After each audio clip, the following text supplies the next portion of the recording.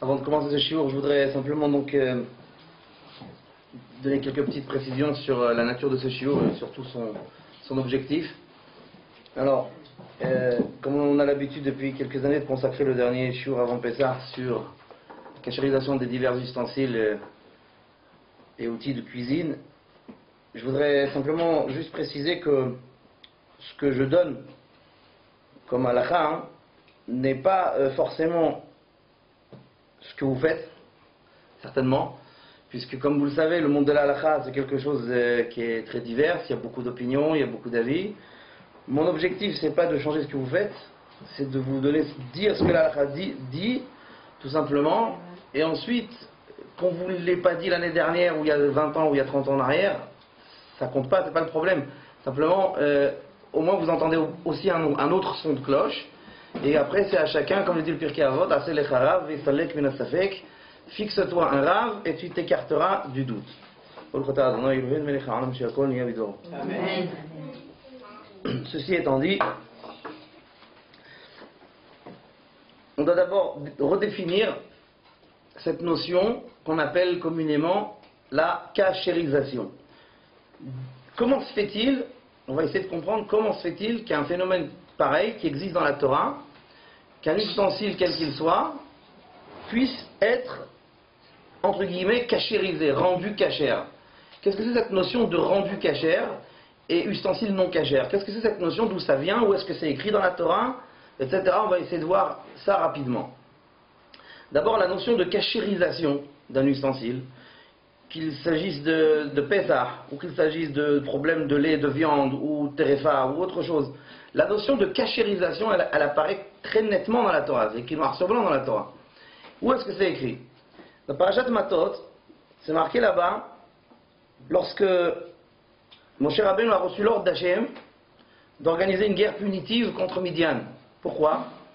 Puisque Midian avait été le peuple qui avait donné des jeunes filles au roi Balak pour qu'il les envoie inciter les Béné Israël à la débauche afin de provoquer la colère d'Hachem.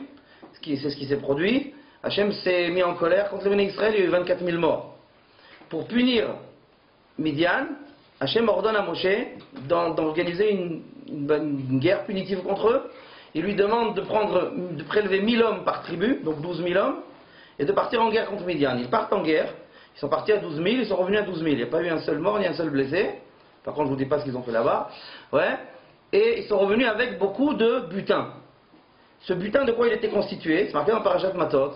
Il était constitué de vaisselle. De vaisselle en or, de vaisselle en argent, de vaisselle en cuivre, de vaisselle en métal de façon générale.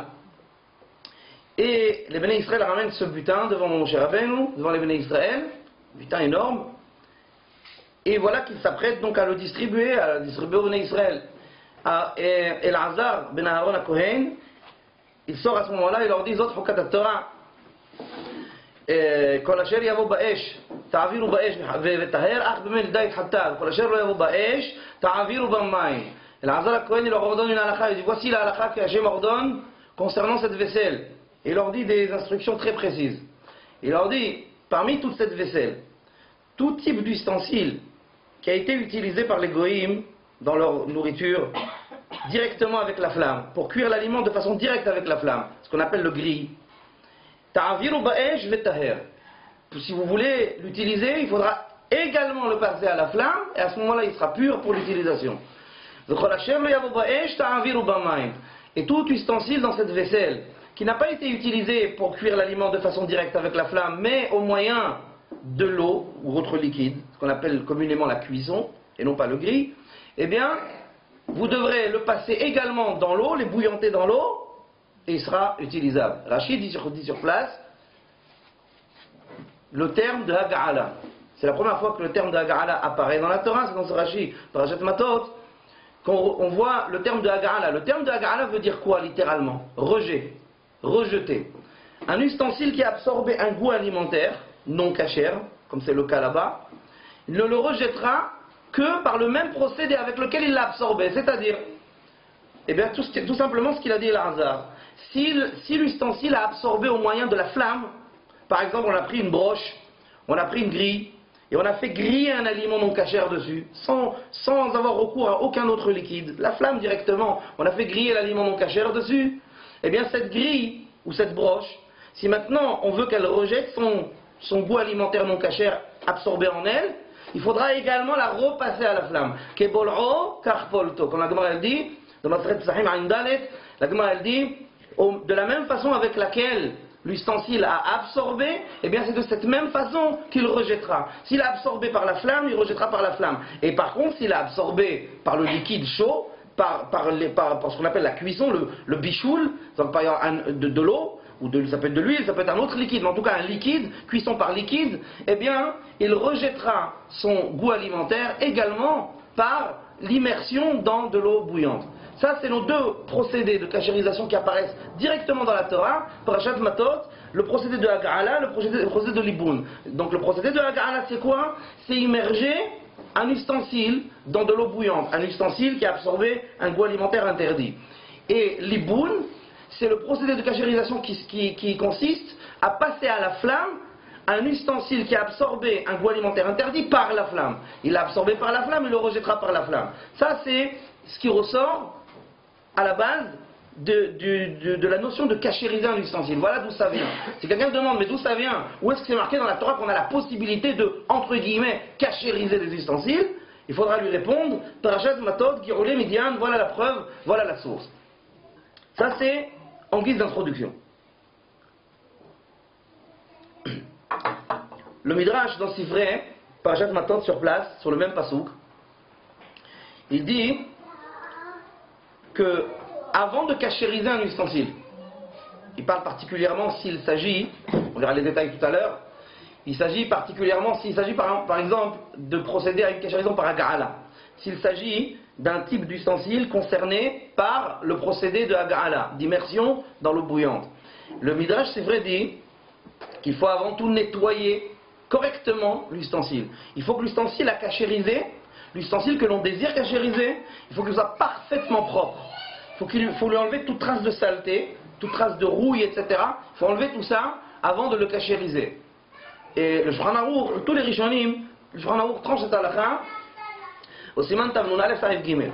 Chapitre 451, paragraphe 2, Shulchan Aruch tranche là-bas, clairement, que dès l'instant où on a l'intention de cachériser un ustensile, surtout si c'est par Hag'ala, il faut parfaitement le nettoyer au préalable. Commençons par un élément de la cuisine qui est assez commun, je pense, à beaucoup de gens, c'est la grille de la gazinière.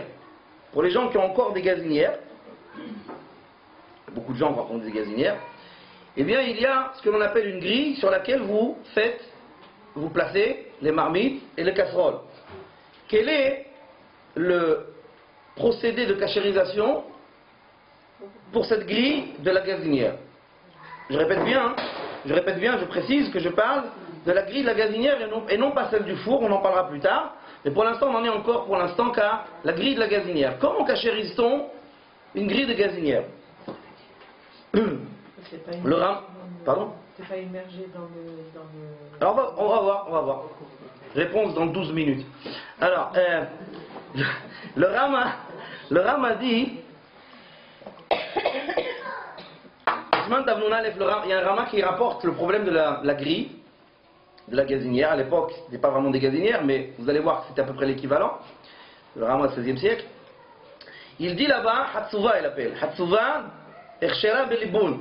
Le Rama il dit que cette Hatsuva, cette grille sur laquelle on place les marmites, comme ça le Magen Avraham explique sur place, il explique qu'il s'agit de ça. Il s'agit d'une grille sur laquelle on place les kderot, les marmites, pour cuire. Il dit cette Hatsuva là, cette pièce métallique qu'on appelle aujourd'hui une grille de gazinière, le Rama, d'après l'opinion ashkenazi de la halakha, il faudrait la cachériser par l'iboun. L'iboun, passage à la flamme, comme on a dit tout à l'heure. Comme ça il dit le Rama. Le Magen Avraham il explique pourquoi. Il dit pourquoi le Rama ici mahmir, pourquoi le Rama ici rigoureux, parce que l'iboun c'est quand même le procédé le plus compliqué, le plus difficile, le plus rigoureux. Le passage à la flamme c'est quand même le procédé le plus rigoureux de cachérisation. Pourquoi le Rama ici rigoureux avec la grille comme ça? Le Magen Avraham explique, il dit parce que les famim nishpach min aïssa, Il dit parce que parfois il arrive que lorsqu'on fait cuire la marmite sur la grille de la gazinière, enfin je modernise, ouais, et bien parfois il arrive que ça déborde de la marmite, ça coule sur la gazinière. L'aliment hametz coule sur la grille de la gazinière, alors il dit voilà, il faut. Donc tu vois, dans le raisonnement du Rama, eh bien la grille est en contact direct avec l'aliment, donc dans ce cas-là c'est les boules. Ok. Seulement, si on s'arrête là, ça voudrait dire que toutes vos grilles de gazinière, il faut les passer à la flamme. Seulement. Il y a Mahamar Mordechai, Rabbi Mordechai Karmi alayhi shalom, sur place, il conteste l'avis du Rama et conteste l'avis du Magen Avraham aussi. Il dit c'est Humra Yetera. Le Mahamar Mordechai, il dit c'est une rigueur superflue. Pourquoi? Il dit parce que de toutes les façons, quand bien même il se serait renversé de cette marmite sur cette grille de gazinière un aliment hametz, quand bien même. La flamme, voilà, la flamme qui est immédiatement en dessous, de façon simultanée, elle brûle tout ce qui coule dessus. Donc la grille n'aurait même pas le temps d'absorber, puisque c'est brûlé sur place. Et à la limite, même si on va compliquer un petit peu les choses, le liboun il se fait simultanément. Ça veut dire, je parle de liboun, mais voilà, il est déjà fait. Voilà, il est déjà fait le liboun, il est fait en même temps. Ça coule, il y a le liboun, directement. Comme ça dit le Mahamar Mordechai. Et puis après, il ramène un autre argument encore. Il dit, et puis de toutes les façons, cette grille de gazinière, elle a pour objectif, elle a pour fonction de supporter les marmites. Il y a un Rama dans Yoredea, il chod basar v'harav tzadibet, chapitre 92, dans la chod du lait de la viande. Le Rama il dit qu'une marmite qui contient un aliment ne transmet pas le goût de cet aliment à une autre marmite ou à un autre objet quel qu'il soit. Ça veut dire, les transmissions de goût ne se font que de l'aliment au kéli, mais pas d'un kéli à un autre kéli, ça n'existe pas. Il n'y a pas de transmission de goût alimentaire d'un ustensile vers un autre ustensile. Donc la marmite elle est sur la grille, la marmite ne transmet, c'est impossible qu'elle transmette à la grille. Ça veut dire que cette grille, on ne met pas des aliments directement, on met des marmites dessus. Donc si tu vas me dire, ah ça dégouline, ça déborde, je te réponds avec l'argument du feu, la flamme elle brûle simultanément tout ce qui coule. Et si tu vas me dire, oui mais parfois on peut mettre, jamais, on met pas d'aliments directement sur cette grille, on met des marmites. Et les marmites ne transmettent pas d'elles-mêmes, par leurs parois, ne transmettent pas le goût alimentaire. Donc le Mahamar Mordechai il dit, il n'y a pas besoin, bichlal, de faire de l'iboun. Ce qu'il n'a pas vu le Mahamar Mordechai, ce qu'il a été déjà devancé par le Gaon Ya'abetz dans ce verbe Moruktia, qui lui il dit la même chose. Il est cholek lui aussi le Rama, il réfute aussi le Rama, il réfute le Magen Avraham. Il dit c'est trop, c'est une rigueur qui est superflue, qui n'est pas du tout utile. Et le Gaon Ya'abetz il dit il n'y a pas besoin de faire les bounes, il n'y a pas besoin de passer à la flamme cette grille de la gazinière, il suffit de l'immerger dans la Ga'ala.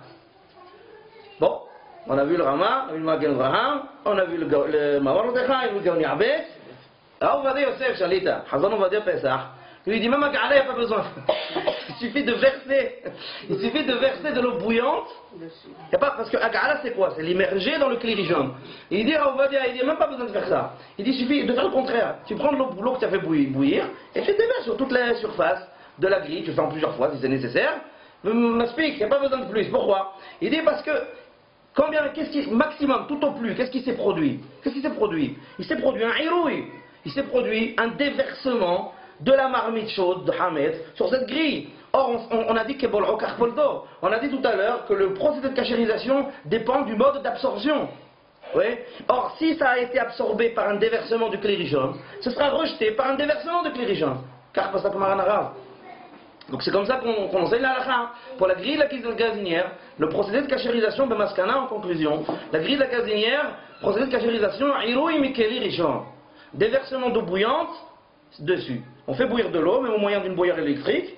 On fait bouillir de l'eau, et ensuite on déverse dessus en plusieurs fois. S'il faut le faire 3-4 fois, c'est pas grave. De façon à ce que toutes les parties de la grille soient imprégnées de l'eau bouillante. Ve maspik.